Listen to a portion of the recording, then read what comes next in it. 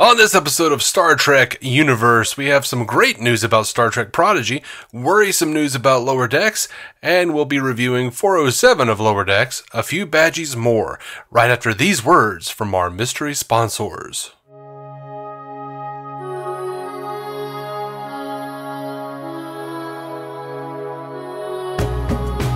Welcome to Star Trek Universe, the podcast where we sit and chat about Star Trek all the time.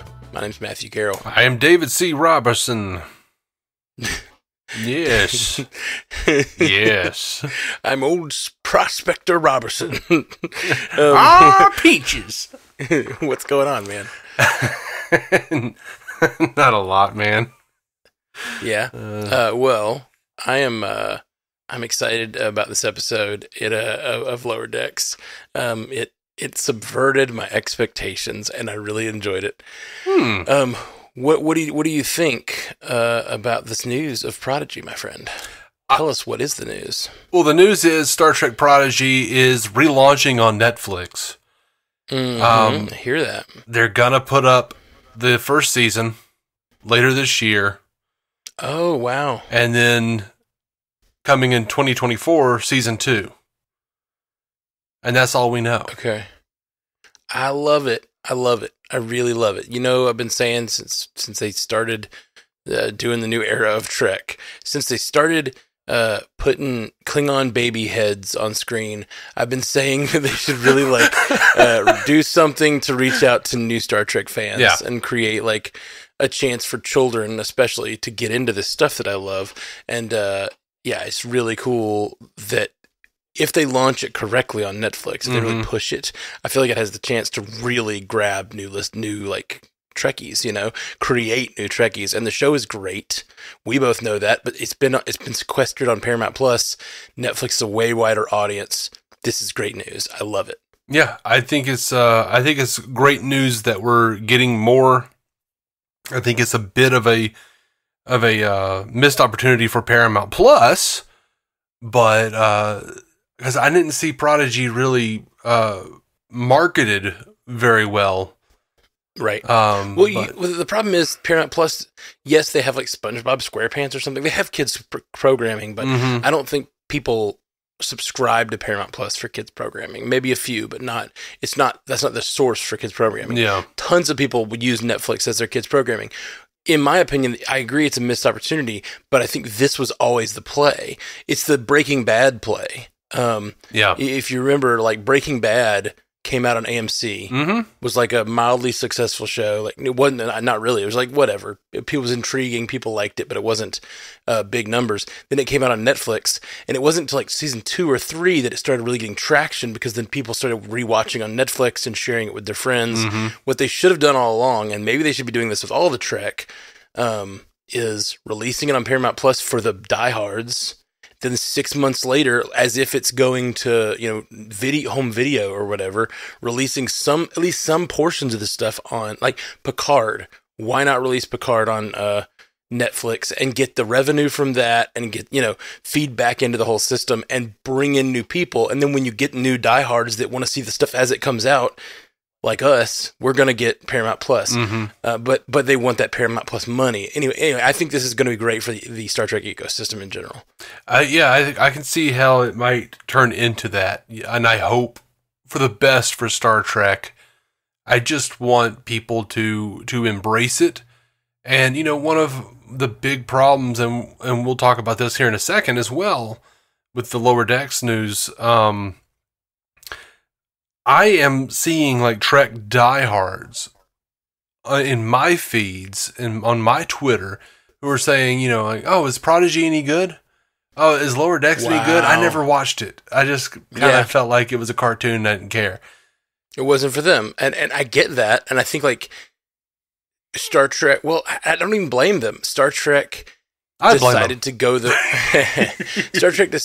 route of, Star Wars and other content, even Marvel now, with as many diverse sets of content, where they diversify their content to the point that, anyone has a thing they can love deeply, but that means that not everything's for everybody. They're not trying to make everything a 4-quadrant show. Like I said, Klingon baby heads. Like that was not going to be for everybody. It wasn't going to be for kids and stuff. Some of that Discovery early stuff went real dark, The shit went hard, yo. But and some of this more kid-friendly content, some people don't have the patience for that. Some people don't have the patience for cartoons. And I mean, that's just a personal taste thing. Yeah. I am not a big cartoon seeker out. Like I watch it when it's related to my content that I love otherwise. And especially when it's giving me cool canon connections and stuff that are actually canon. I love that stuff. I've been watching tons of Star Wars lately, the cartoons, because there is a lot of deep canon there.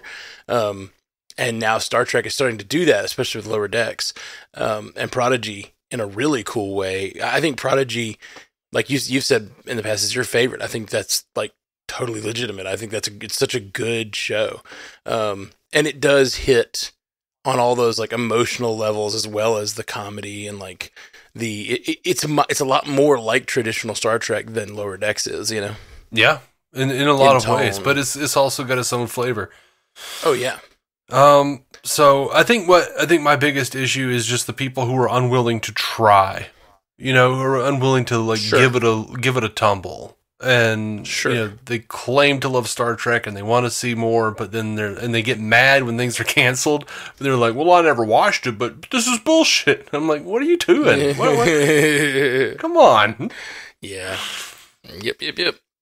Star Trek has never been given the leeway Star Wars has, or a lot of other big IP. Like, it just never has. Yeah. And I think a lot of it is because the fans are, like, stuck up in a lot of ways and set in their ways. Weirdly, for fans who love a thing about progressiveness and expanding your horizons and embracing new things, they're like, Star Trek is this and nothing else. Yeah, I hate to say it, but I think this is like actually right in line with the ideas of what happens in progressive communities. Because what happens is like progressive, and I'm a very progressive guy myself, but the toxicity that can happen is that people get their idea of what progressive is, and then it becomes a narrow thing that everyone else must live up to, and it becomes a purity test for everyone instead of a spectrum of, a spectrum of allyship and logic and trying to convince people of things. It becomes a very narrow thing that is right,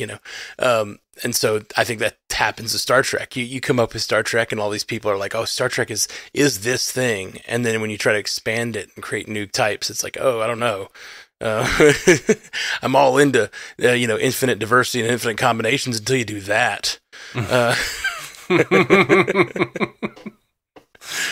Yeah. So, Mike McMahon was talking to Cinema Blend, and he says, listen, we're in weird times. Everything is changing.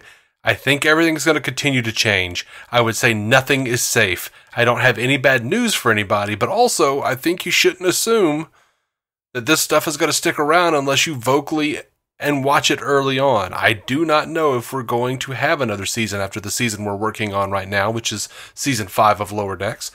Lower Decks could very well be a 5-season show. So if you love Lower Decks as much as I do, I would say make sure to watch it and get people to watch it now. A letter writing campaign after a show gets canceled is helpful, but what's more helpful is campaigning to get more eyes on the show when it's airing, because it gives me the ability to push for more seasons. I would love to finish Lower Decks with the plan that I have for it.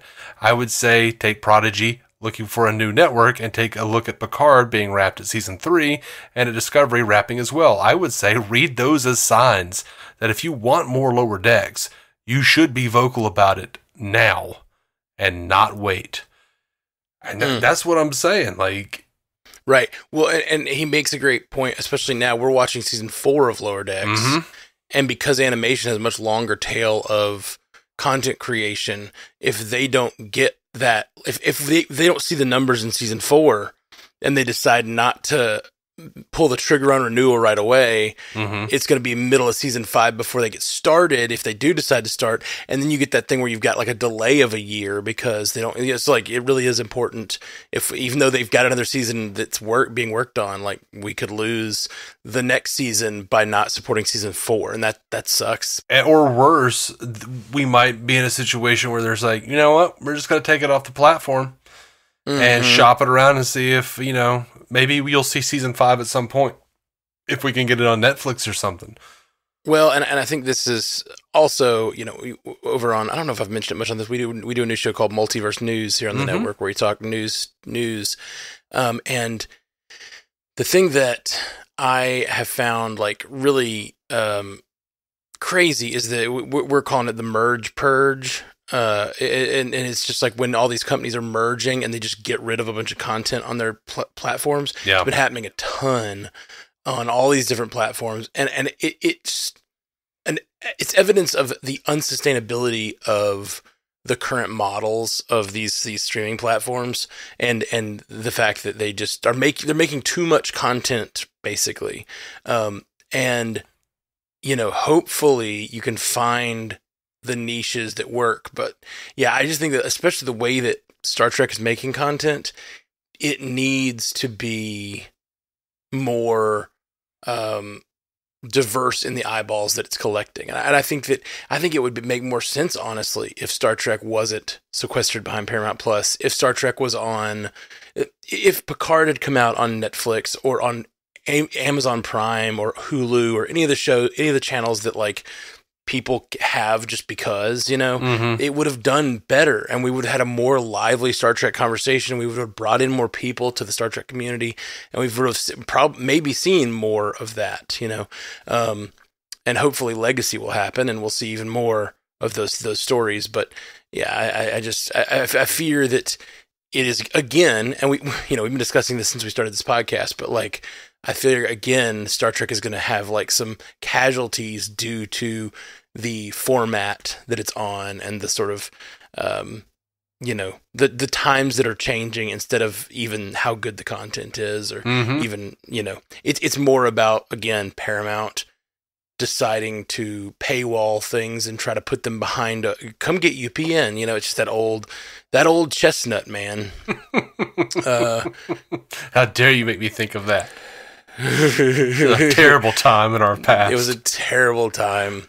Even we were kids, did not have UPN in our area. You know what I mean? Like how terrible is that for the, like we talk all about how, when we were kids, we didn't have streaming, we didn't have YouTube, we couldn't go watch something on demand. It had to be on our televisions, and like I hadn't really thought about it until now. It's been a long time since I've thought about it anyway. But like the idea that like we were just Star Trek fans who loved that show, and because of higher ups like fighting over getting this new channel promoted to more like markets, they took it off of our entire city. Like we could not get the show in our city.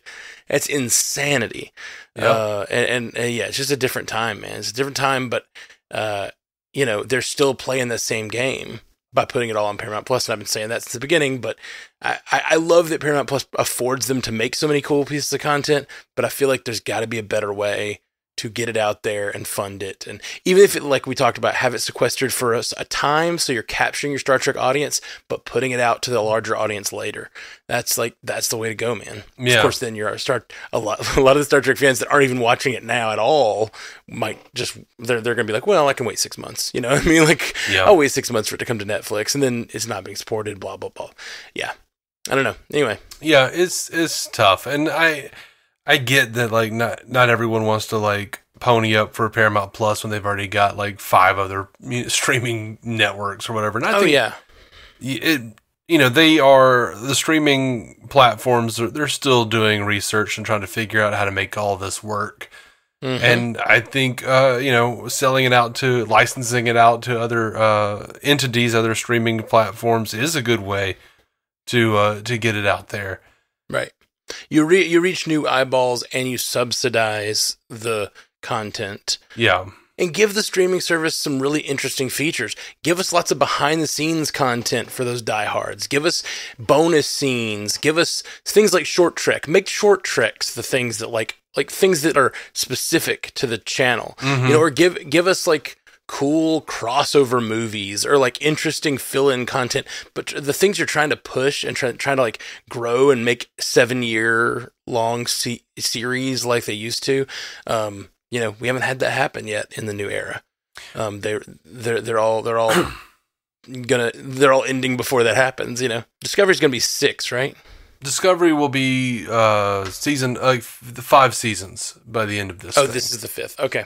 And of course, these are 10 to 16 episode seasons. We're not talking about, the old days, 25, 26 episodes anymore. The syndication doesn't matter anymore, so it's a whole different thing. Yeah.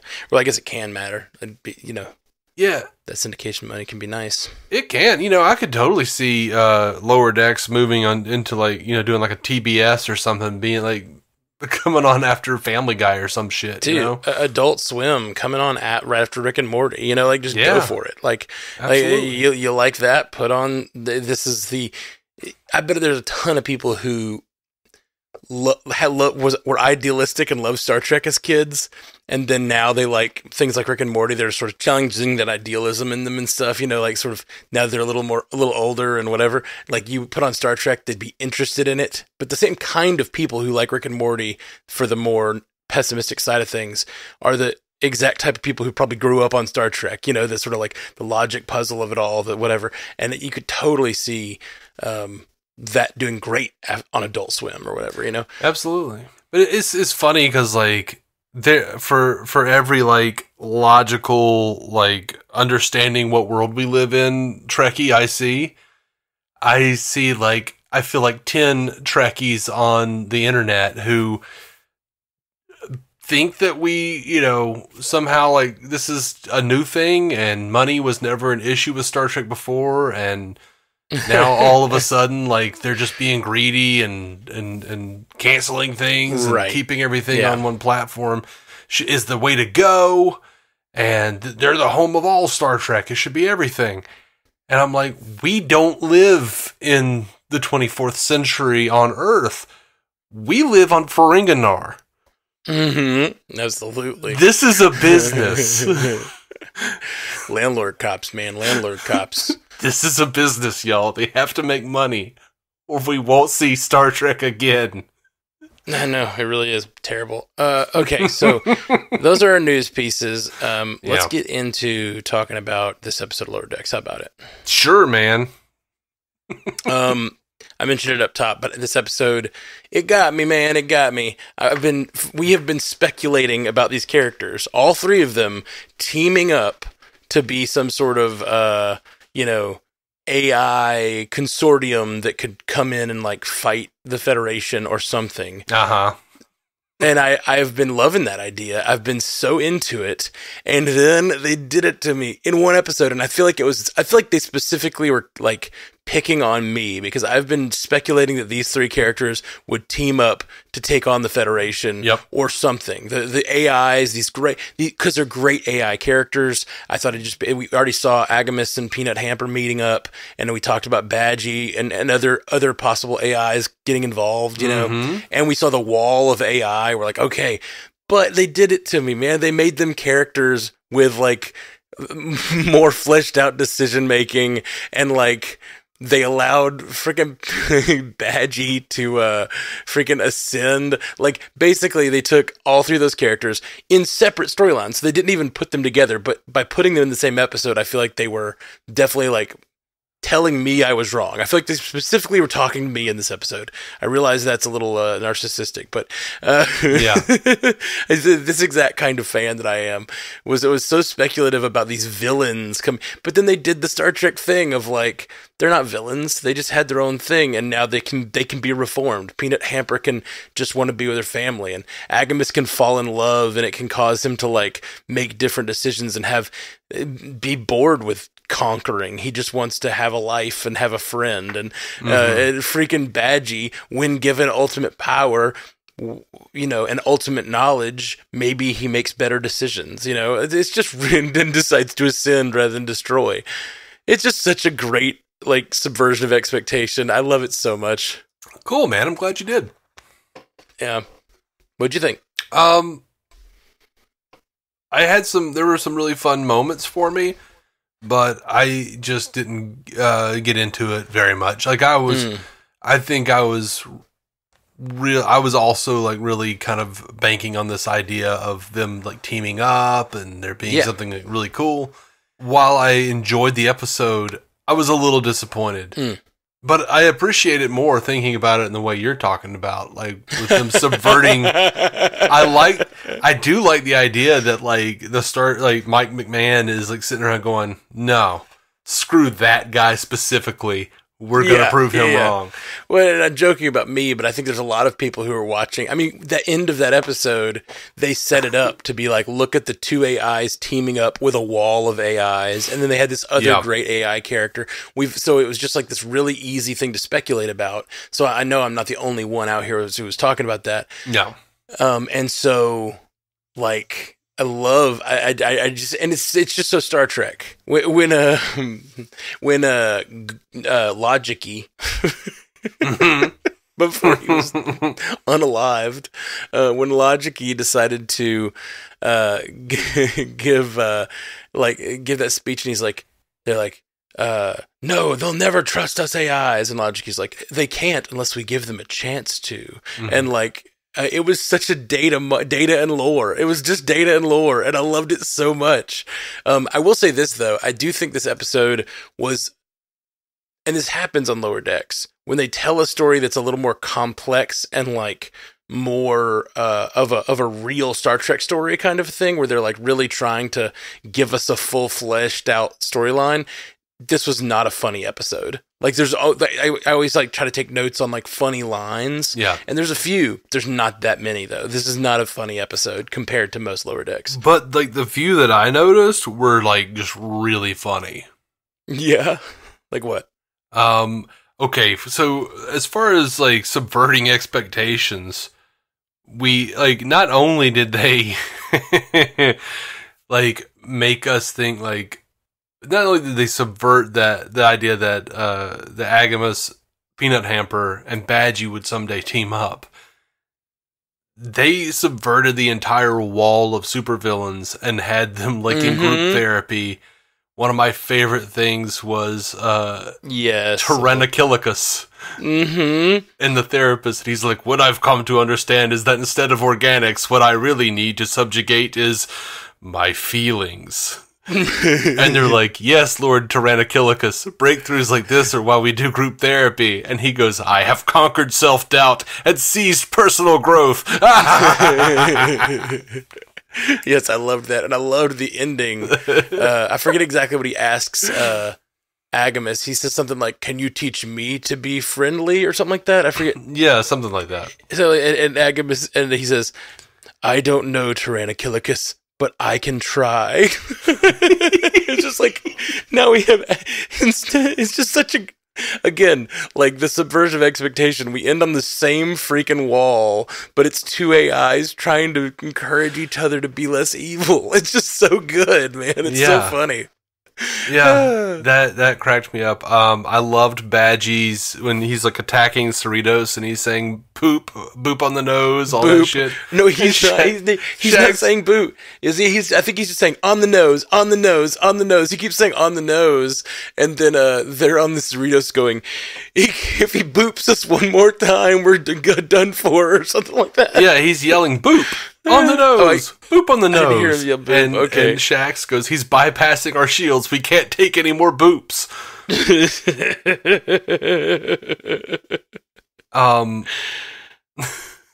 whole blue light, red light thing was fun. A little silly, a little overly silly, but I liked it. What was it? The blue light, red light on AGIMUS. Yes, I loved that. I thought only good computers could turn blue thing. That was fantastic. I really enjoyed Rutherford leaving in a spacesuit, and Mariner is like, "What was the plan?" And he's like, "I don't know. I thought I would just get killed." That's really, really, really fun.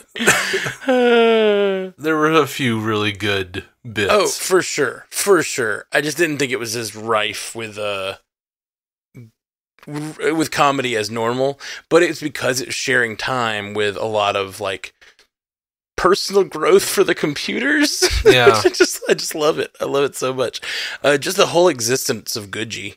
Like I'm really excited about the existence of Goodgy. Yeah. I'm happy that he got to stick around. I was sad about Logicy dying. Yes, me too. What I thought was going to happen was that this subverted my expectations multiple times, because when Badgey and Goodgy separate, mm-hmm. and he's just Badgey, and then so he's just bad, and then they separate the logic from him. I thought that was Rutherford convincing him to lose his logic, so then he wouldn't be as powerful. Like that's what I thought was going to happen. Like maybe he loses his logic, and then he also decides to lose some other part of himself. Like he decides to lose empathy. Like he starts to destroy, and he's like, maybe I shouldn't destroy. And he decides to lose empathy. But then because he loses logic and empathy, he can no longer understand his enemies, and he can no longer, like he sort of loses the pieces of himself that make up Badgey. And then in the end, Badgey would have to like reform and be the same guy who wants to kill everyone, but still has a soft spot for his father, Like I thought that was where we were going with this, like separating your identity to the point that you're no longer functional. Like if you lose the parts of yourself that make you logical, make you empathetic, make you good, you start to lose parts of yourself that make you powerful. But then that I liked it even more that he like became all powerful, and that just like made him all those things. It made him more logical, more good, less like, why destroy everything when you're all powerful? Like that's no fun. It's just good. I did not see them going all powerful with him. Like I very like much thought that it was going to do what you were saying. I thought they were going to do a take on The Enemy Within from the original series. Good Kirk, Bad Kirk. Both of them increasingly less functional. Yeah. I thought that's where they were going. And I enjoyed where they went with it. Though, I'm fine here. I don't need to see the koala again for a really long time. Yeah, they have leaned heavily on the koala for like this whole season. It feels like I feel like 3 or 4 episode mentions. And Badgey says he's going to check out the Black Mountain. Don't need to hear anything else about that again for a while. Yeah. I mean, like it's a great running joke, but like it's one of those that I need. They've been very self-controlled on this show for the most part, with like making those kinds of jokes once a season. Not just that joke, but like even the Peanut Hamper showing up, which by the way, I did not know who the actress who played Peanut Hamper was. No idea. Never heard her voice before. And then, since her last appearance, I went and watched the show You're the Worst. Okay. Really great show. Really, really, really great show. It's on Hulu if you like sort of raunchy comedy. It's raunchy but heartfelt comedy. It's really, really good. It's a relationship show, but she is on that show as a main character. And now that I've seen that, like, 5 seasons of You're the Worst that I watched this year, I went on and like watched it. And I could not unhear that that's her. She's the sort of sidekick on You're the Worst of the main character. Huh. And I was like, oh my gosh, she's Peanut Hamper. That's glorious. And it's really funny because after that, she's also a similar character, so I can't unsee that like that character from that show is now Peanut Hamper in my mind. The way she's like acting toward like the bird person in the last episode she was on or whatever, like the sort of manipulative bitchy girl who like keeps like getting the guy to do what she wants but not really caring about the guy. Like that's her character on You're the Worst, and it's so funny that they like basically took her character from You're the Worst, put it in an AI, and that's who they've made her in the show, and it's really, really good. That's interesting. I might have to check that out. You're the Worst is really, you'll love it. It's about a pretentious writer dude and like all the pretentious writer dude stuff. I know. You will love his like antisocial, pretentious writer nature is hilarious. He's like this British antisocial, pretentious writer who's like hates humanity and like thinks his writing is so elevated because he's like above all humanity, but it's really kind of schlock, you know? It's like really, really funny and like self-deprecating and really, really good. Yeah. And deals with a lot of like mental health issues and stuff too, that in a like more developed way than a lot of shows do. Interesting. I've just been, watching Star Trek trash reality shows and Gen V. Have you seen Gen V yet? No. You want to talk about it on Pandavision though? I can probably. I haven't. I saw the first episode and I really liked it, but I really wanted to cover it on We covered all the boys on Pandavision, and like I just keep meaning to go do it, but like. We had Ahsoka going on, and we've got Loki going on, and I've had all this stuff going on, and I just like, and the multiverse news stuff, like I just haven't had time, but I thought about doing like a mid-season and a finale episode on Pandavision just to kind of have it covered or whatever on Pandavision, since we talked about covering it on Pandavision, but we just haven't had time. So if you're interested, we could hop on doing like 2 episodes, not like we don't have to do a whole 10 episode run or anything like that. Sure. Cool. That'd be really fun. I would like it. Okay, cool. Okay, sorry. I got distracted by Peanut Hamper and the You're the Worst of All, but I do highly recommend You're the Worst to everybody. It is very adult, though. So if you're looking for something to watch with the kiddos, probably not. And I recommend Gen V. Yeah. It's our recommendations for the week. Also very adult. Yeah, that first episode was pretty dang adult. I liked Goodgie's look at the pretty lights when they're all about to die. I laughed and I felt I hated myself for laughing at that. I liked AGIMUS sitting on his throne and just being depressed because Peanut Hamper's not there. Yeah, it's like the ex-boyfriend energy. I don't know. It was really fun. There was some line in there that made me laugh where they were like, "Wow, you subjugated this planet really quickly," and he's like, "After the coastal cities fell, it was really easy," or something like that. Barely an inconvenience. Speaking of Rutherford thinking he was going there to die, he later, like when he's trying to convince Badgey to care about him instead of, I guess, like all power, he says, "What about burning my heart out? Remember that?"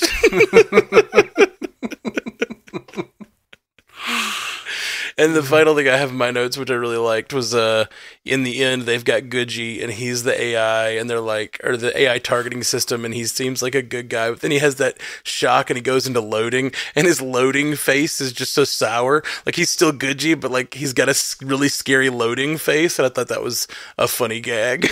Yeah. They're like, ah? That was funny. Good stuff, man. Great. I loved this episode. I'm getting more comfortable with the silly episodes, just utter silliness. But I really like these episodes that have enough silliness for me to get a few good laughs, but also just like, I don't know, good character development, good choices by the good, different than I would make choices. I like it. I like it a lot. Yeah. What did you think of the revelation that those ships were being pulled away? Hey, yeah, we talked about this. We speculated that this was the case. And it seems like they are being taken away, being stolen, basically, but also that all that destruction, that we thought maybe they were beaming the people away. What we didn't speculate about was the actual destruction was fake. Mm-hmm. Like all that. So it seems like they are being tricked into thinking that there is all this destruction happening. Once again, subverting our expectations. Yeah. I dig it. I'm very interested, I'll say, to see where they go. Me too. And you know, I forget who wrote in last week. I think Stu was saying like, get on with it or whatever about that story. And like, you know, I hear that. I really do. But I also like, I think it's an interesting try that they're doing. They're trying this like slowly rolling out what is happening with this, and like giving us get a little bit more each week. The first 2 or 3 weeks were the same, and then we got a little bit more with the crew getting a picture of the thing, and now we've got a little bit more with like whatever. We just got a little bit more information. Now I like that AGIMUS actually helped them with this episode. They're like running away going, "Thanks, AGIMUS." What an ally. What an ally. Yeah. Yeah, he's a good man. You know. Yeah. You know, a good man. Yeah. Flawed for sure, but he's trying. He's trying for sure. You have anything else about this episode, man? Oh, I was going to mention Kether Donahue is apparently the Peanut Hamper actress, and I really love her on You're the Worst, and I love her on this show. So I just want to give her a shout out. Kether Donahue, really, really great. All right, cool. Well, we've got one feedback from you know who. I'm guessing it's Stu. Get it in that quick.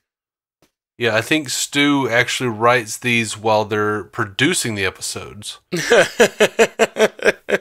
Yeah, we actually doing this at we started recording at 7:30 in the morning on the day it dropped, which is I like. We can do it. We can stay on top of these things. It's like if we don't do that, because of the weekend I'm a musician and I work on the weekends, and so like if we don't do it on Thursday, we don't do it until like the next week, and then it's like 2 days before the next one drops. I like getting these out of the way. I don't mind. You don't mind the middle of the next week? Not when it means I have to be awake at 7:30 in the morning. But yeah, that's fair. Damn Did you stay up all night? Did you stay up to do this? Yeah. Oh, I didn't realize that. Yeah. Gotcha. Yeah, no, I have to get up at 6 to take I know. my niece to the bus. So I could have done it later, but I just couldn't do it as late as you needed to do it tonight. Mm-hmm. Yeah. Yeah. Well, I've got other things to do today, but I'm going to take a nap. Yeah, good. Well, what's Stu got to say? All right. Well, his email is titled Dr. Badge Hatton, which I love because while I was watching the episode, I did think when he ascended, started to ascend, I was like, man, I really wanted him to have the little circle dot on his head like Dr. Manhattan from Watchmen. Yeah. Oh yeah, or just like a little badge there or something. Yeah, like and maybe like a big blurred out schlong. that I would have liked. That I really would have. A big blue blurred out area. But good. Yeah. But yeah, so Stu says, "Hello. Prodigy Season 2 to Netflix. Looks like I'll be getting that inevitable going rogue plotline after all. How will that affect interconnectivity with the other Star Trek stuff on Paramount Plus, though?" It's a good question. That is a good question. I would assume they're still all being made by the same production company stuff, right? Yeah, but I don't think there's a lot of connectivity anyway. Yeah, they're sort of like sitting in a weird place in the timeline. I mean, they're not far off in the timeline from Lower Decks, I don't think. Yeah, I don't think so. But maybe they're a little later, I think, if I'm remembering the timeline correctly. Maybe. I don't know where they are. Because Janeway isn't that much older. Well, she's a little older, but not that much. Maybe this is like right in line with Lower Decks. I don't know. Yeah, I don't know. Anyway, Stu continues. Progress on the ARC plot. Let's go. Okay. On the ARC plot? Sorry, I don't know what he's talking about. I was waiting to understand. The overarching plot. The I was ship. Like thinking, I heard ARC and I was thinking like ARC as in like Anna, like Noah's Ark. Yeah. And I was like the ARC plot, and then I thought maybe he meant like the like Daystrom Station where they have all the and I was like, have they called that the ARC at some point that I missed? Sorry, yeah. The overarching plot, I understand now, and I've wasted way too much time. Please continue. No, it's fine. You just have to think narratively and not biblically. Yep, you're right. Stu says, splitting the team in two, with each concerned with the mystery ship. I'm sure this won't lead to any apparent deaths. I want to see how Badgey would look in a live-action series. Yeah, me too. Either extremely goofy or a terrifying abomination. I think he wouldn't look that much different. I think he'd look similar because I think it's a holodeck program. So like he'd just be like a cartoon. Yeah. Like I totally see like a Roger Rabbit style episode of, oh my gosh, please give me a Roger Rabbit style episode of Strange New Worlds where we've got a Badgey that has ascended and has gone back in time and like bouncing around with those guys. Yes. That'll never happen. That is way too niche. The thing I love about Badgey is he's totally just like Microsoft's Clippy, but in the future. Oh, yeah. Oh, for sure. Well, that was the joke to begin with, but then it's like expanded to this whole character that's now ascended. Yeah. In live action, he's played, of course, by Brent Spiner. And yeah, he ruins it. Here's all I want. If they ever do live action Badgey, I just want a Easter egg on a Travelers show. Okay. Like the ascended beings, they're like meeting in some ascended being warehouse or whatever, like talking about what they're gonna do, and then you just see like a Badgey float by in the background, like a blue Badgey. Hell yeah, That'd be take great. that all day.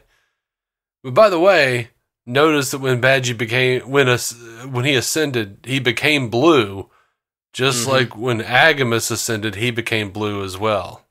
Yeah. He's a good computer now. Became a good guy. Yeah. So what Stu says this, modern Trek's obsession with putting characters in spacesuits and having them fall or leap through space is getting out of hand. I disagree. It's what we always needed and we didn't know. Well, it's a thing that like is always fun and adds a little bit of action to the scene, but it's a thing that the reason they don't do it in live action is because, or they didn't do it in live action for so long, was because it's too expensive. Sometimes they don't land on the planets. It's the reason they created the transporter to begin with, is so you can just like snap your fingers and be in a new scene. But now we have the budget to make those things happen, so they do them more often. Yeah, and the motion picture opened a door. It was slow going, but Spock, damn it, was jetting through V'ger, buddy. That scene was slow going, all right. Whoo, Lord. Stu says, are those bindings really necessary? AGIMUS can't move, though it does make it look like he has a mustache. Well, you say AGIMUS can't move, but when he was depressed about Peanut Hamper, he did just fall flat on his face out of that throne. Gotta make sure he doesn't fall flat on his computer face. Yeah, you got to. Neurocene gas sure is slow acting in lower decks. Yes, it is, and I'm okay with that. Modern Trek's obsession with having the entire Federation network infected with a malicious virus or infection of some sort is getting out of hand. I give even odds that Discovery's final season will have something like this too. No, they're looking for treasure, Stu. This is all a what is it, a MacGuffin? Yeah, I don't mind it so much in this like momentary thing in an episode like this. It's fine. I don't really like it as like an overarching season arc. It is getting old to have that, I mean, just the entire galaxy at threat every season is as we've discussed, wearing on us. Well, I mean, he's talking specifically about Federation network infected with a malicious virus or infection of some sort. So I'm thinking more like Control. Yeah. Or, look, man, I was sick of it when Live Free and Die Hard did it. Like, man. I was like, oh, God, they're doing like a hacker plot?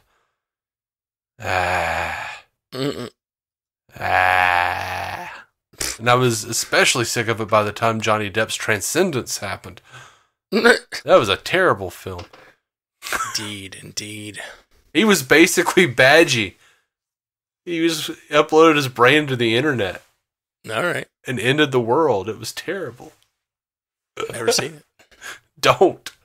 For the love of merciful Christ, don't watch Transcendence. All right. Thank you. are you Dave from the future telling me not to watch Transcendence? You just don't know what'll happen. I'm like Barry in the Batman v Superman. I'm like, am I too early? This is too soon, right? Yeah. Don't watch Transcendence. All right, Stu says, look, AGIMUS and Peanut Hamper are opposite gender friends who don't have to get romantic. It's not that hard. I don't know if that's totally true either, though. Well, no, when he was talking to Peanut Hamper's dad, he said, "No, we're just friends." Yeah, I know, but that seemed like I don't believe him. Exact same. Yeah, I don't believe him either. Like, yeah. I think that's what Stu's talking about, though. Oh yeah, I know. But okay, yeah. It just I can't tell what Stu's tone is here because it sounds like he's making the case that like last week they had to make it seem romantic and this week they're not, and I'm like, I don't think that's the case. I think it's still. I do think that they could have the next episode be Peanut Hamper gets a boyfriend and AGIMUS goes back to evil. That's kind of where I see this going, because AGIMUS now has his like personality bound up with like he wants to be good to have his friend, but he clearly has feelings for her, it seems. Yeah, that's a season 5er. Yeah. He finally gets paroled, and then he goes to hang out with her, and he's like, "What?" Yeah. His expectations are subverted. That's right. All right, Stu says, see, I was right. No apparent deaths resulted from the team splitting. All right, Stu. All right. Live tweeting the episode. Yeah, I think that's what he's doing. Yeah, no, for sure. He's definitely like going through and he's commenting on scenes as they happen. He sent this to us at 6:44 a.m. He just barely got it to us. I know. Just barely slipped that pickle in. Stu wraps it up. A fun one with 2 strong storylines. Boimler and Tindy's B-plot was actually a bit more substantial than most, as it was concerned with characters we've seen before and seemingly tying up that plot line. I certainly enjoyed it more than the last Peanut Hamper episode. Absolutely. Having Badgey ascend should also be the end for any major appearances from him going forward, barring the odd cameo. We don't need to milk him or the koala jokes more than that. Well, we agree on that one, Stu. Of course you do. I did find it weird. We had this big confrontation about the mystery ship stealing its victims, but there's no real denouement about it, giving us grappler hijinks instead. But I suppose next week might get into it more. Yeah, the grappler jokes were weird for me. I didn't. Oh, I just assumed that it was leading to he's creating a grappler, so it's sort of like a comedy way of doing it while setting up the fact that they're making a shuttle with a grappler because they're going to need it. Like I thought I thought it probably was how this episode was going to end, where they were like, "We need the grappler," like but apparently not. But I do think it's very possible before the season's over, we'll have some sort of grappler need, and he will have perfected it, and then Goodgy will go over with him to do something with the grappler. Well, also it was a fine example of him doing crazy shit that doesn't really work, but him like trying to make it better anyway. Yeah. Which is the lesson he learned about Badgey. Yeah, it allowed for that nice line with him about, Tindy loves when I mess stuff up, but she loves when I stick with it. So he stuck with it and tried to make Badgey better. I wonder, Stu, why he's so motivated by what Tindy likes. Mm-hmm. What do you think about that, Stu? You think there's a reason for that? It seems like maybe there is. Maybe penis related, Stu? All right. Well, I agree with Stu. Good episode. Good solid episode with good two nice plot lines. Maybe Rutherford, like AGIMUS, is looking for an access port. You know what I mean? Gross. All right, guys, we'll be back next boop, time. Boop, beep, beep. You remember that from Conan? The robot is like, boop, boop, beep, beep. And he's got like the giant cod piece, like the big metal cod. No, I don't. We can't take any more boops, Dave. I could. I could use to have a little more. I'll be in my bunk. We'll be back soon. Jolan True. Live long and prosper. Thank you for listening to the Star Trek Universe Podcast, a Stranded Panda production. If you'd like to hear more from David C. Roberson, check out the DC On Screen podcast or maladjusted.tv for his web videos. If you'd like to hear more from Matthew Carroll, check out the Marvel Cinematic Universe podcast or listen to his music. Just search for Matthew Carroll anywhere you get music.